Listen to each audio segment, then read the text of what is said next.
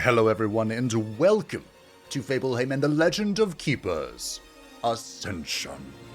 Sorry to keep you waiting. Had to slaughter a couple thousand armored meat bags on my way here. Because we have completed the base campaign and the free LC campaign for every single master. Slaveholder Mog, the Enchantress Cyril, the Engineer Lyra, the Goddess Toeris, the Shaman Anshanshu, and the brand new Skeleton Lord. And that unlocks, well, when you complete the 5 base campaigns for one Lord, that unlocks Endless Mode, which I'm not that interested in, and the topic of this special series, Ascension Mode. Ascension is a scaling difficulty from 1 to 20, much like Monster Train's Covenant system, if you are familiar, and there are a few particulates about it that make it different from the base game. The first particulate is you can play the Ascension mode across multiple masters. So once you have completed, for example, Mog's base campaign, the 5 banners, you unlock Ascension for him. Once you complete Cyril's and her 5 base campaigns, you unlock it for her. And then you can use them to continue your climb. So the way we're going to be doing it is we're going to be rotating based on release date. So this first episode, of course, will be with Slaveholder Mog, the OG himself. Next will be Enchantress Cyril, and then Lyra, and then Toeris, and then Anshanshu, and then the Skeleton Lord. For those who've done some quick maths, you may have noticed that 6 does not evenly divide into 20.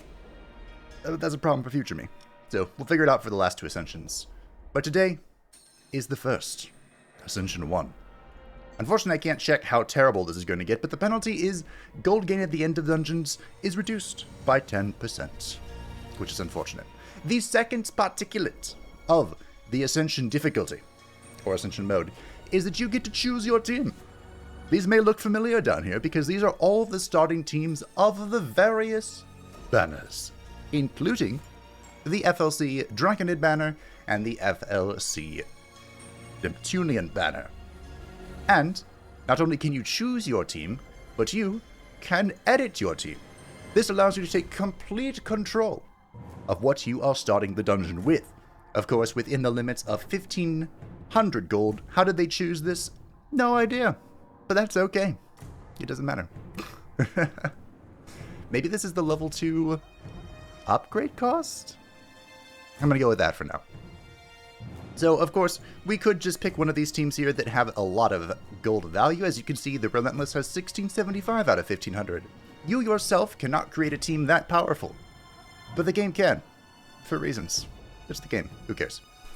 And I thought, well, let's just go with the highest level for the first one, which would be the default. But then I thought about it longer. And there is something we missed in the most recent, well, the last campaign banner. And that was the brand new unit for the Neptunians. So I'm going to make my team, and we're going to have some fun. Alrighty, our team has been concocted, and our brand new friend is the giant jellyfish. I didn't get to show this character off, and I really wanted to, because the giant jellyfish manipulates demoralization, which is one of my favorite ways to play. So I thought we'd see how powerful we can make this, and I'm including a few friends we haven't seen in a few time. Well, in quite some time, I should say. And hopefully it all works out. One last particulate of the Ascension difficulty is... Oh yeah, we only have one trap. That's okay, I don't care. You are allowed to choose which other 2 monster types you will encounter in the dungeon. Which is quite interesting because that means that you can see all 5 monster types if you so desire. Of course, we are starting with the Orc because that is Mog's unique classification, but we are also going to choose Demon and Skeleton, because that best supports what I'm trying to do. There is Cthulhu from the Neptunians, which would be helpful, but most of the Neptunians, we saw them recently, so we're just going to go with the giant jellyfish. This is going to be our beautiful start. There's a question mark for the relic, but I don't know what that means. And as mentioned, for Ascension, that is a beautiful... Oh, I'm going to cut that. For Ascension 1, the penalty is gold gain at the end of dungeons reduced by 10%. I shudder to think what the higher difficulty ones are, but there's only one way to find out, and that is to win. Let's get to work! Now, when it comes to Mog's promotion, we've done some science long ago with Sanakji, with the Colossal Hydra, but you know, and I know, Masok is the only way. Truly, the most powerful of servants of the dark gods. But I just read what this does, and I'm kind of thinking I want this demoralization. I don't know. Masok is just so good. You know what? We'll take it. We'll take it. Because we all know I'm going to take nothing but Masok for the higher levels of difficulty. So as always, I'm going to name our friends. Oh yeah, also thanks to our talent, we have a few extras. And we're going to go extra from there. Okie dokie. Allow us to introduce the team. We begin with Bork. This is one of our free units, but the good doggo is always good to have. This is thanks to our talents. Niflheim, the Ice Skeleton. Always helpful in a demoralization team. Between him and Kael'thas, I chose Niflheim because he has armor. Mostly. We have Notre Dame, who, of course, in the past, I have not given as much respect as he deserves. So I thought because he naturally synergized with demoralization, I'd give him a little bit of respect. And the brand new special unit that I'd like to show off is Nomura, the giant jellyfish. Nomura can attack the front with nature and air damage, but the most important thing is his second attack, which attacks the front with morale damage and doubles the stacks of demoralization applied to the target. And passively, once Nomura reaches level 2, which thankfully we begin at, it applies Demoralize 2 to all heroes at the start of the fight. The name Nomura comes from the fact that one of the largest jellyfish in the world is Nomura's jellyfish, and I didn't like the name of the lion's mane, which is the largest jellyfish in the world, so it seemed appropriate. In Room 2, we have Alucard, one of our free units, who is not going to be seeing much play. They have to sell him just for, cash. We have Hogger, the Null. Haven't seen Hogger in a while, but he is going to add a bunch of stacks to stuff, and I like that. We have Robespierre, of course, the Skeleton Executioner. And another unit we haven't seen in quite some time, Thanos, the Satire. I couldn't remember his name, and he wasn't used in the Draconido Neptunian playthrough, so that's what I went with. Now, the only trap we have is the Rallying Horn. This deals morale damage in an area and applies Enrage to the next group of monsters. And because we are missing a trap, I would like to visit Les Merchants. Also, our starting relic, I guess it was randomized, that's what the question mark is for, is Homeopathic Poison. Heroes lose less than 50% of their max morale, lose 32 auto resistance, which actually synergizes pretty well with what we're doing. If we want to lean into the hybrid. The game has bestowed upon us a hybrid artifact, and I may, or may not answer. I would like a trap that is at all useful. Well, hello. Damn it, game.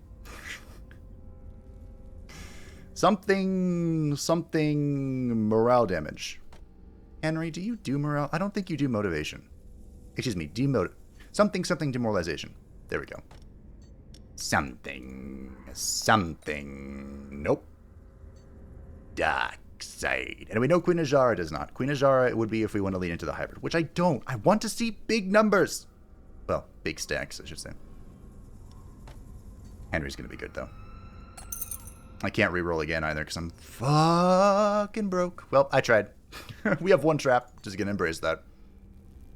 The Cleaning Goblin comes to see you weeping. Zluby, his pet stick insect, died in a horrible mopping accident. Will you take Zluby to the resurrection room to harvest the goblin's joyful tears? Sell the corpse to a gourmet chef or organize a funeral. Now, we are going to have many tears in our purse. However, 40 gold for 40 tears is value. Sanakshi is offering you her hold artifact. She's just bought a better one. The Knight's Ashes. Do I have any fire attacks? No, I don't. Alright, don't care. We can sell that. Thank you. Who would have expected you to be so useful? Now, we could go to the trainer here. Leveling up Nomura is going to take a lot of gold. But we could level someone else up. I believe Notre Dame is you... Hold on, it might be worth getting Notre Dame to level 3. Because I believe his first attack applies Demoralization. Damn straight. It's not going to be 250, is it? You're not going to be 250, are you? No, good. Our training costs are reduced thanks to Mog's talents. He is a specialized. He is specialized in monsters, so that's cool. The strongest encounter, unfortunately, does have a bonfire. But I think I don't care. I think we're strong. I think we're strong. So how are we going to do this? We could have Nomura in the first room, which is probably how we're going to want to pump this. Yogg-Sothoth, your name is not Misty. Misty is not your name. That will never be your name. It is, of course, Yogg-Sothoth, the one, the only. Bork also needs to be leveled to get demoralization on his strength. Why do we have... Oh, yeah, I bought Henry. Why do we have Henry? We're going to also have Henry in the back room. Now, ideally, Faunus is with Nomura to spread more stacks of demoralization. But we already apply a lot of them between Niflheim and Notre Dame, so it might not be so necessary. The question is, do I have Les Resistance that I like? The answer's kind of looking like, do I have any fire resist? Robespierre. Okay. I need to make sure room 2 can kill people. Kill people. It's looking like it can. Probably kill people. Probably. This crit's not going to be horribly useful in room 1. It'll be more useful in room 2. Okay. Here we go. The dungeon layout was a little unfortunate here, but we are going to get quite the security insurance for the second room, so I guess it all works out in the end. Starting us off today is the Berserker, who has ignored the first attack applied, but that's okay, because Nomura is here to do stuff and things. Owie. Well, unfortunately, Robespierre is not going to live very long, but he lived long enough, I guess. Please don't die, Nomura. Darn. Bleed's a little tricky. Bleed's a little tricky. But anyway, the Berserker is here dealing a lot of physical damage to the front. He also, additionally... I'm gonna do this. He also gave Enrage to the defense, which is what made Nomura's life so much awful. Worse. Terrible. Joined by the Sage attacking the front with a lot of ice damage, and the ever-annoying Virtuoso, who did AoE physical damage, which was really bad for me. But it looks like Sonakshi, the Mermaid Matriarch, is going to clean things up, so I don't even need to rely on my uber-buffed team in the second room, which was my insurance. Okay. Even in death, demoralization is good. Well, well, well. Greetings, Kael'thas. I was debating putting you in the start team, but it looks like my desire, my infinite wisdom to pick Niflheim over you, was the correct call. Well, leveling up our trap wouldn't be a terrible idea. It would not be an awful idea. We could also just keep YOLOing, which I'm kind of into. Our options right now, level up the trap, search for another trap, or YOLO. The Workers' Union has made a request, an anonymous suggestion box for the employees. Even if they cannot write, this simple gesture will boost morale. They need not know that the suggestions box will empty straight into the trash. Now, unfortunately, we're going to have to be penny pinchers a little bit, so we are going to decline their offer. Sonakji has thrown a tantrum about the food quality and has just had a discussion with the cook. The next meals are a delight. The meat in them is delicious, though the cook is nowhere to be found. Free +1 motivation. I'll take that.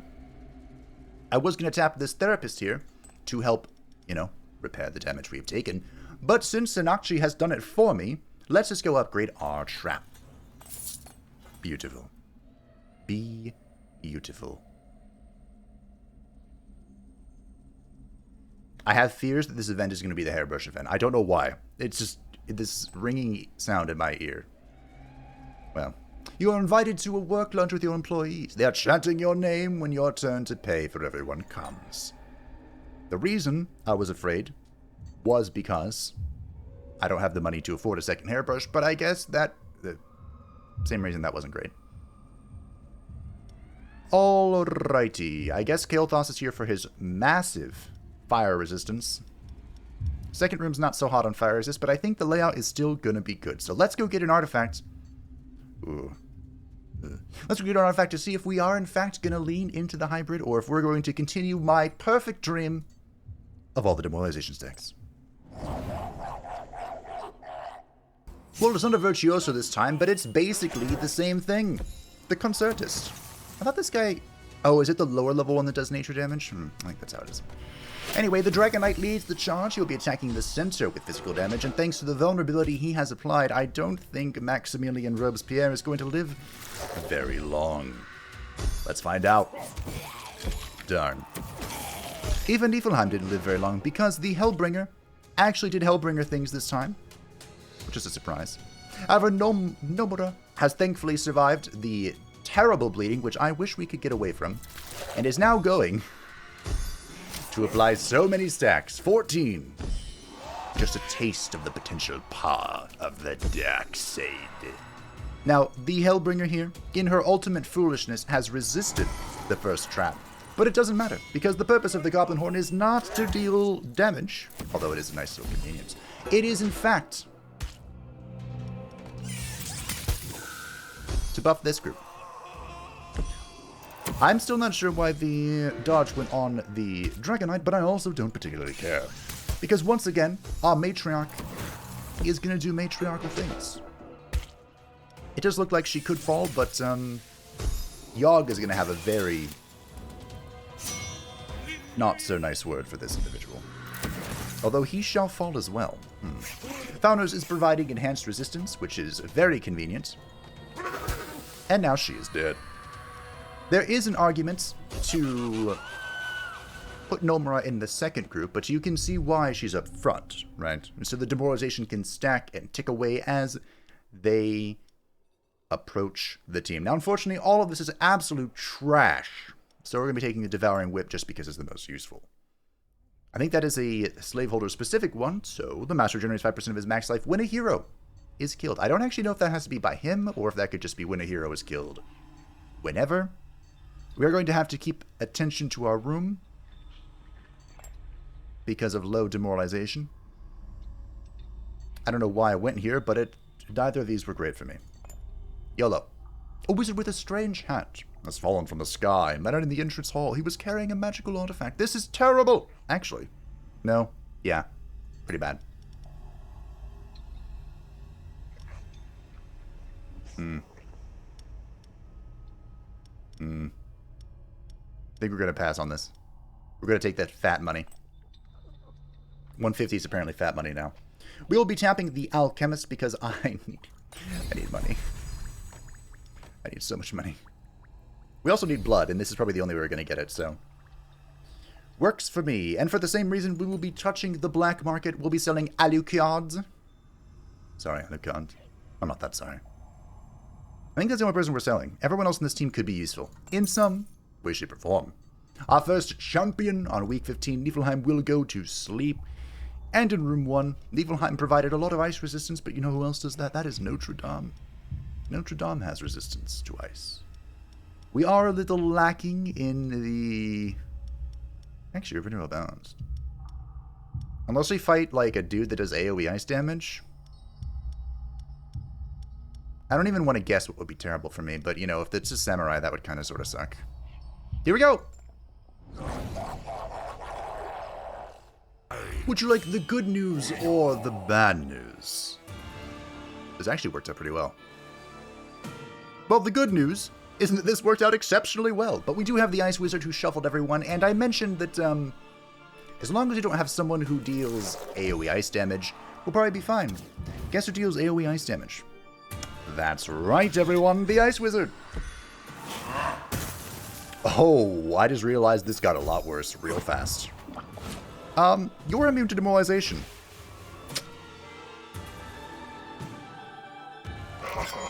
That's not good. Well, anyway, our champion, who surprisingly is not the worst part of this deal, is Sam the Innkeeper. The Innkeeper, good old Sam, Sam I am, deals fire damage to the front and does all sorts of weird stuff with buffs and debuffing himself, whatever. It's hard to explain. We also have the Tracker, who's dealing fire damage to the front. Fire damage to the front, fire damage to the back from the Tracker. We just have fire damage everywhere. So how are we going to deal with this, you ask? Well, hopefully... Ooh, I thought you had fire resist for some reason. Sonakchi, our good old matriarch, doesn't have bad resistances, but she does have, you know, moderate resistances. Which is sometimes good and sometimes bad. But I think we'll be okay, probably. Maybe. Oh, that was a lot of damage. This immunity to demoralization is worse than I thought it was going to be. We do not have a second trap, of course. Thankfully, this is a healing fountain, which is not overly bad.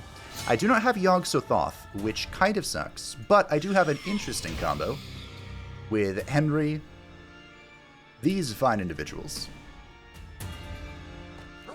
So we can spread the demoralization and the tiredness to dramatically reduce the damage, and Faunos is also providing elemental resistance, which has now been removed because of the Ice Wizard. But in the end, my friends, we claimed the dub.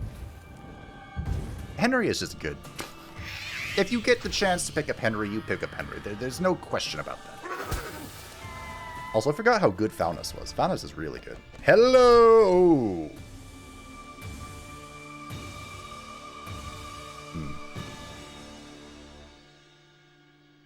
Okay. Hear me out.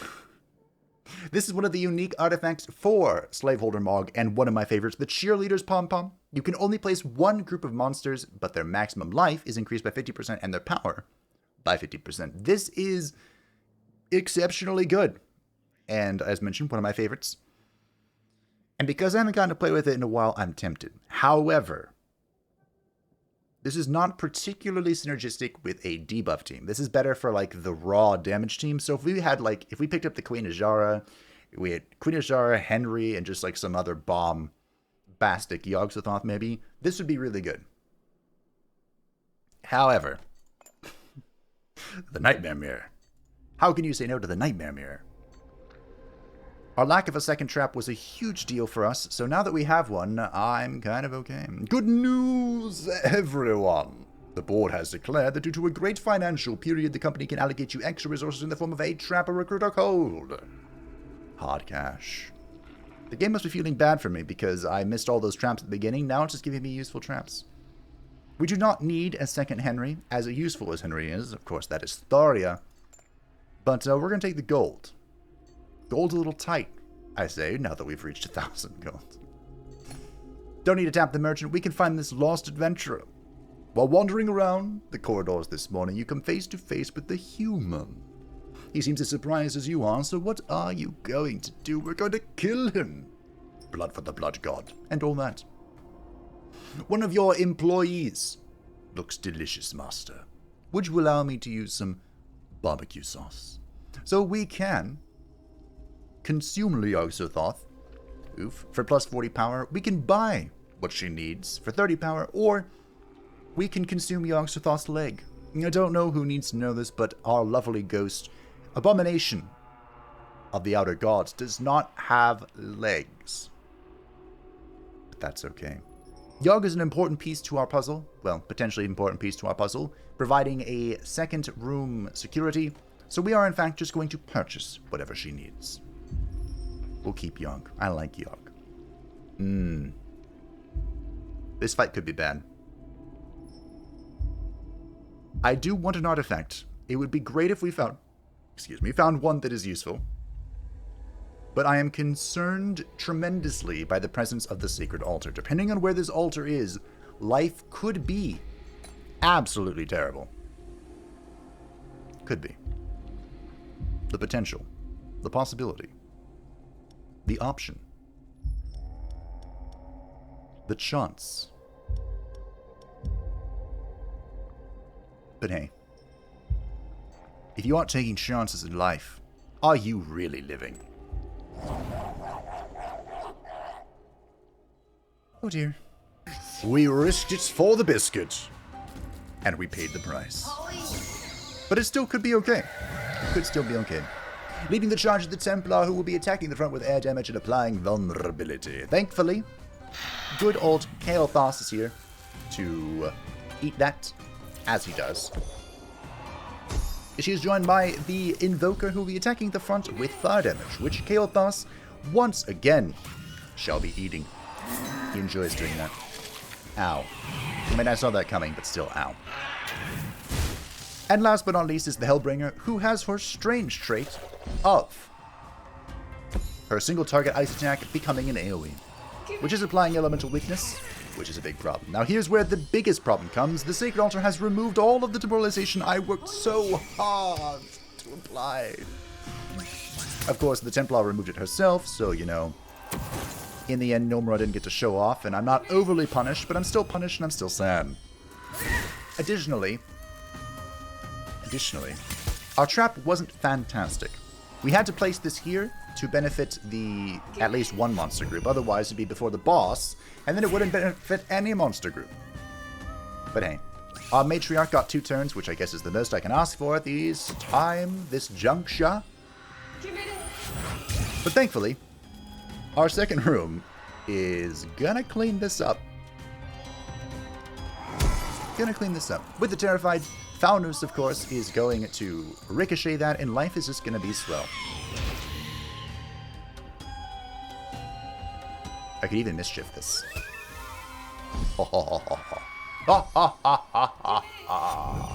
I like the satire. Is that apparent?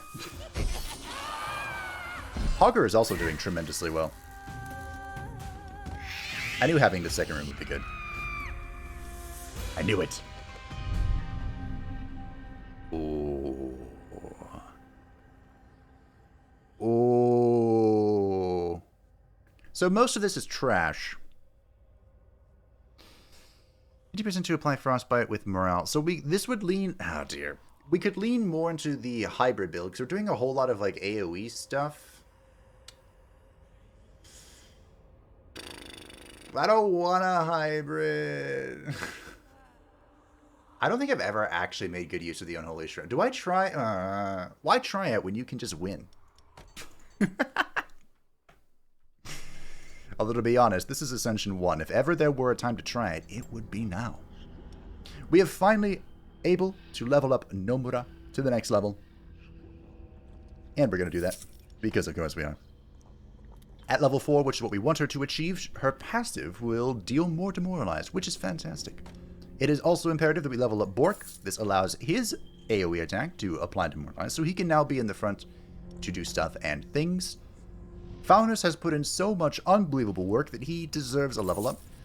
Kael'thas, we're going to level him up as well because his AoE actually does damage at level 3, as you can see, from 9 to 24. That is a significant increase, almost 3 times the increase.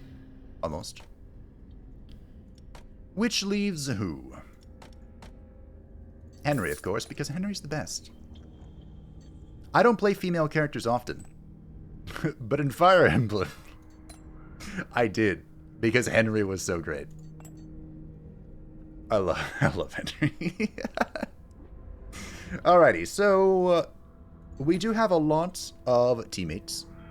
Most of them are pretty important, but we are still going to YOLO this business trip. It could be phantasmagic. Wow. Okay.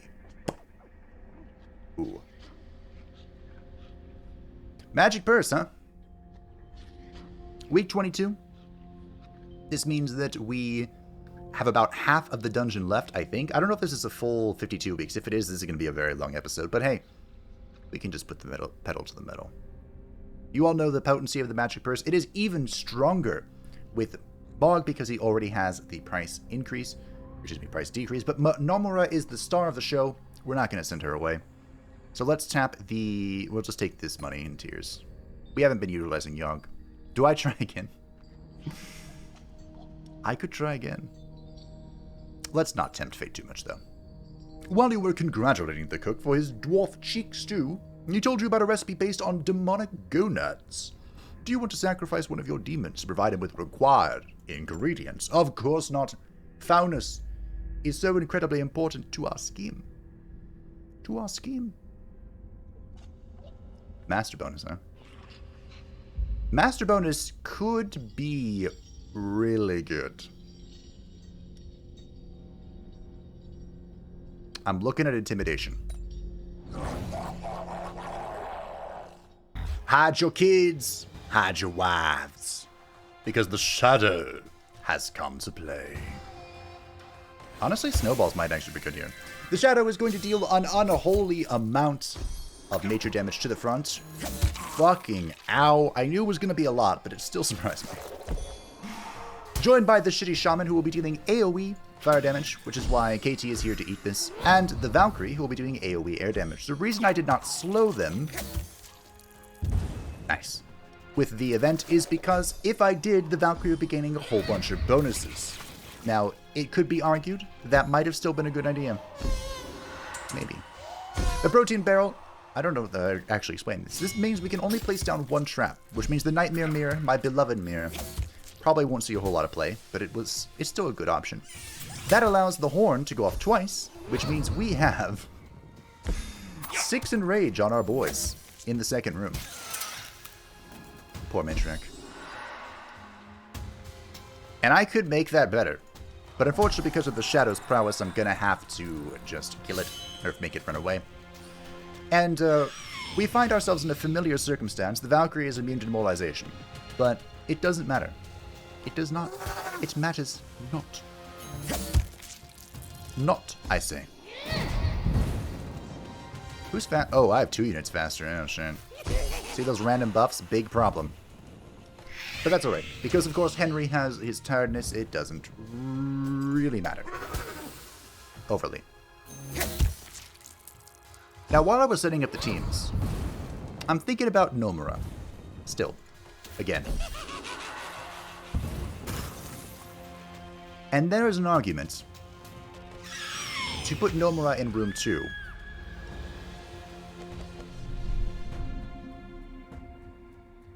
Nailed it. Crushed it. To put Nomura in room 2. So in room 1, we would still have demoralization addition stacks, but Nomura would be in room 2 for when monsters make it past the Matriarch who is applying demoralization. And I've talked myself into it. So for now, we're going to let her rest, recover her full motivation. I should pull her out first, just in case we find a YOLO event. But she's going to be in room 2, and she's just going to, like, stack demoralization. So we'll pull Bork into room 1.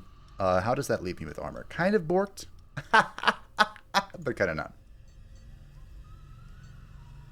Tramp, tramp, tramp. Trainer, trainer, trainer. Trap, trap, tramp.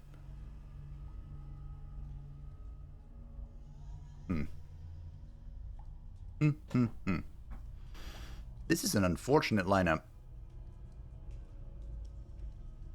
So let us go to the event here and hope we can find not this. Meh, not worth. A wandering troubadour offers to sing for your employees in exchange for a modest sum of 50 gold. I wonder how Murazon can make him sing. Really? Really? Well, tapping a trader wouldn't be bad.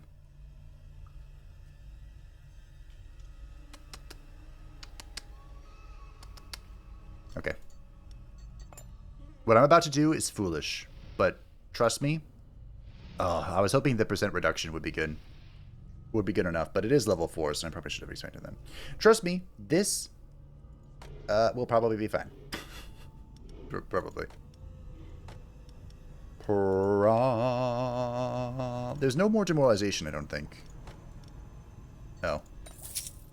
Never mind. There is. There is a Notre Dame. So when you don't have a whole lot of siege or traps, the game chooses for you. And this is going to be good. Actually, they're both pretty bad for me. Yeah. Alright. Sending out the boy.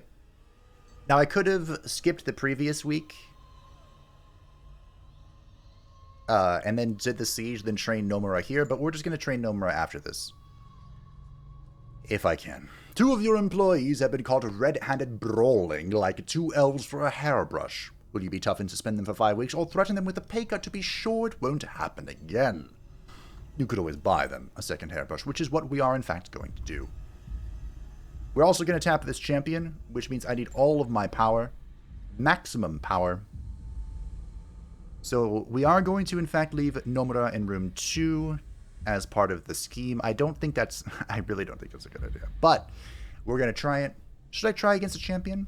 I don't know. Maybe. Possibly. Room 1. I thought you'd get...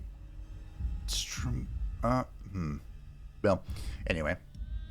Room 1 probably isn't changing at all. The purpose of the rooms have changed. So basically, room 1 is apply demoralization. As the enemies approach, we have the matriarch who will apply more demoralization, or make sure it doesn't fall off. Then room 2 is just stacking demoralization. We also have Henry if we need to survive for, like, longer than 1 turn. So here we go. We only have the Nightmare Mirror, which does suck, but the mirror's still good. Our champion is the dreaded Hoplite. A true danger to all mortal and undying men, as he has fallen us from Eratus. He will be attacking the front with physical damage and ricocheting because he is currently above 35% health. And that number isn't going to change. I was kind of hoping that armor would prevent them from insta-dying, but sometimes life doesn't go the way you want it to. He is joined by the Onimusha, who will be attacking the front with fire, and the Hellbringer, who will be attacking the back with ice and with her weird little trait thing that causes it to hit everybody. Thankfully, there is no anti-demoralization mechanic from this team or this dungeon layout, so we should be good. This broken armor really sucks, though. It really hurts. Which means our poor matriarch will not survive again. But thankfully, we have the Nightmare Mirror. Also, fun fact, everyone. Did you know? Yes, flee before the Lord's power. What is this? Monster attacks that... Applying bleed. Apply 2 additional bleed stacks so the monster is benefiting from enrage. Oh, great. None of this is useful. But I'm going to take Ner'zhul. To sell him. Sure. Maybe we'll use him on a mission. Who knows? Anyway, did you know that if you place the Nightmare Mirror in the first room, it'll just hit their life points? I learned that. Nomura is finally level 4. The star of the show has reached level 4, which means that at the start of the fight, she applies Demoralize 3 to everybody. Isn't that great? Also, she deals 40 damage now instead of 20. Fantastic. I am interested in selling Ner'zhul. I'm also interested in keeping Ner'zhul in case this business trip hits him. There's no way I'm going to get a second hairbrush event, is there? Nice. You placed a bet on a ball racing game during lunch break. The one you chose finished first and you won the jackpot. You could also use your winnings to throw a party for your employees. Which our employees are getting to the point of needing them, but we're going to take that 300 gold. We're going to YOLO this business trip, and it is... Ooh, nailed it. Ner'zhul, I kept you for a reason. Thank you for the money. And the blood. Blood very useful. It seems, to me, that we should share our difficulties more evenly. I only ask for a little of your blood to put in my soup so I can gain in strength. So, we could give her Enrage by saying no, but we have a lot of life, and it hasn't been touched yet, so I see no reason why not. Give her 80 life, maybe she'll live more than 2 turns. Maybe. Who knows? The world is a mysterious place. But speaking of mystery, we have 40 blood, which means it's time to trade. I don't know how long we're going to find out how long this is. Together. You. Me. So I think it's time we reward Founders for his excellent performance. We're also going to level up Hogger. Hogger has done fantastic. Fantastic. Niflheim could use some assistance as well. This evens out his weaknesses. I mean, except for fire. He's going to melt under fire. There's nothing I can do about that. That just is what it is. We could make Bork stronger. Bork hasn't seen a whole lot of play. We have 280 gold. Is there a way I can I double 140? I can double 140. Then I'm fucking broke. But that's okay. Is it okay? Could be okay. You know what? We'll level Yogg. Yogg synergizes with Nomura as well. Although he hasn't gotten a chance to show off because now his frontal attack applies Demoralization. I guess we're going to YOLO another business trip. No, YOLOs aren't great here. But we'll go ahead and take this 5-weeker. That's some money. And restored motivation, so I don't have to deal with it. Speaking of money, we could visit the Alchemist, which might not be a bad idea with my monstrous excess of tiers. So let's go ahead and 1, 2, 3, 4. 1, 2, 3. I'm feeling it. 4, 1. Good enough. We'll leave a little bit of surplus. We don't know what we're going to need in the future. Regarding the bet you placed, and won, on a bull race a while back, a hulking, shifty troll has come to demand you return his cash. You could also have one of your nearby employees get beaten up in your stead. I'm going to fight him for some more blood. I have a monstrous health pool, and I'm going to use it one way or another. I'm glad we've accumulated all this gold, because we're going to go tap this artifact, which means I am not going to get much money from this fight. Also, we're going to let Nomura rest for a moment. She has been fighting every single fight. It's fine. We should be okay. I hope. This is going to go well. This is going to go exceptionally well. Pretty probably.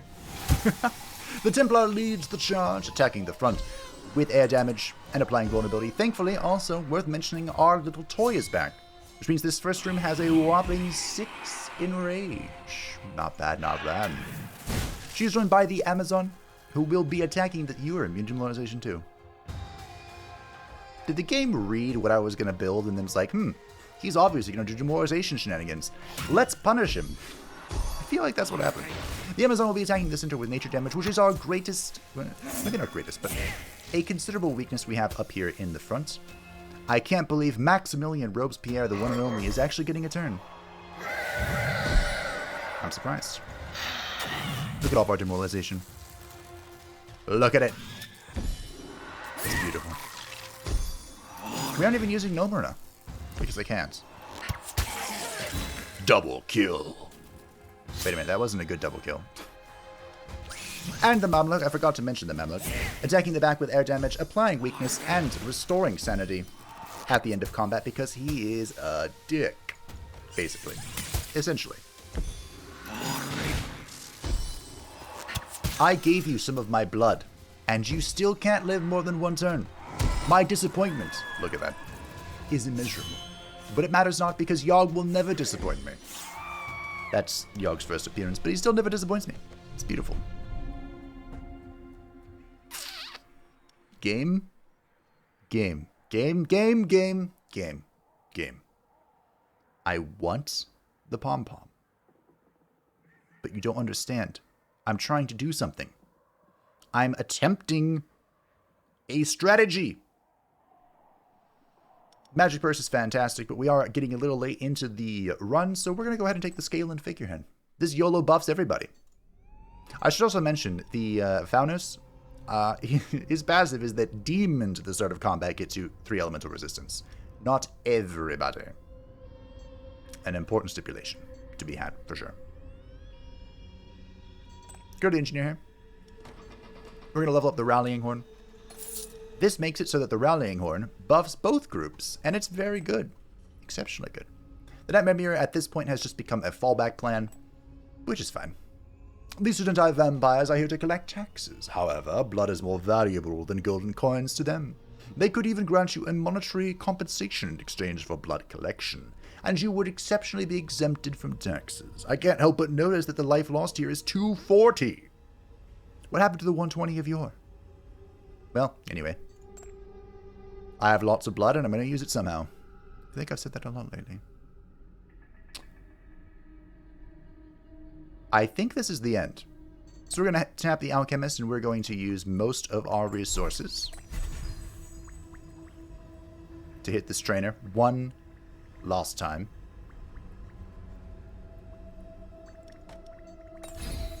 Okay. I can level up 3 people to 4. How are we looking?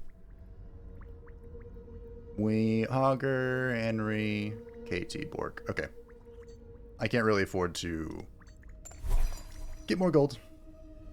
Hopefully that's enough. Week 43 is in fact the end. So we're going to be leveling up Hogger. Hogger has done well. He deserves it. He deserves it. Henry, my boy Henry. Bork hasn't gotten a chance to prove himself yet. Should we allow that? I think we should. Bork's a good boy. He's the best boy. And that, my friends, is that. That's all of our money gone. And now we face a champion. How do we wish to face said champion? I did like the idea of Nomura being in the second room, and I think we're going to keep on pace with that. It would allow for the biggest number. Not the most effective number, but the biggest number. Which means our layout here is pretty solid, pretty good. Nerzula is going to cross the finish line with us, despite not being useful in the slightest. Hopefully our dungeon layout allows for the full effectiveness of the Rallying Horn, but there's only one way to find out. And that, my friends, is to finish the run. I'm ready. I take it back. I'm not ready. I'm not ready! Unfortunately, the dungeon layout was not helpful for us. The Rallying Horn cannot show its true potency, but hopefully it will be decent. The Scaling Figurehead was helpful a little bit for Robespierre. That's pretty much it. The final encounter, the champion of Ascension 1, is the Druidess, the supreme nuisance herself. She deals a monstrous amount of AoE nature damage. However, that damage can be reduced by applying debuffs on her. The shtick is that she removes 3 stacks of her own debuffs, which is very rude. Thankfully, we will be able to stack Demoralization high enough to get some effect out of it. But we'll see what we can do. She is joined by the Dragon Knight, who will be attacking the center with a lot of physical damage, but we can kind of negate that, sort of, kind of. And the Hellbringer with her weird trait where her ice damage hits everybody. But her ice damage that hitting everybody also applies elemental weakness, which is really bad combined with the monstrous nature damage of the Druidess. Am I saying this is unbeatable? Of course not. In fact, I'm confident we're going to win. But I am saying that it's an absolute pain in the ass, especially since there is a campfire right before my last team. I think the Scaling Figurehead just saved her life, because it yielded enhanced armor. Good job. The Druidess is back to full fighting power, but she is alone. Well. Okay. Foundness isn't overly useful here, but Hogger is, and Nomura is. The number of Demoralization stacks we reached, our cap, I believe, was 20, and it was unfortunately not due to the presence of the giant jellyfish, but I was still happy with her performance. I was still pleased. And that, my friends, is the first Ascension. My work here is done. 024. You love to see it. You love to see it. I'm so close. Torture? It's a passion. Beautiful. A phenomenal run. So what am I looking at for next time? Master's maximum life reduced by 10%. 10%. That's not bad. Especially when I'm used to dealing with half max life. But that is for the next run. As you can tell, I should have mentioned this a long time ago, but each episode is going to be the full level of the Ascension. So I hope you're looking forward to it. Thank you all for watching. Thank you for joining me in this brand new series. It is hopefully only going to be 20 episodes long, but we'll see if things begin to go awry in the later stages. Next time we will be playing as the Enchantress Cyril, and it could be the reign of the best spiky boys. I hope you look forward to it. Thank you to patrons, channel members who support the channel. I greatly appreciate you. Discord's in the description down below if you're interested. Thanks for watching, and I'll see you next time. Bye!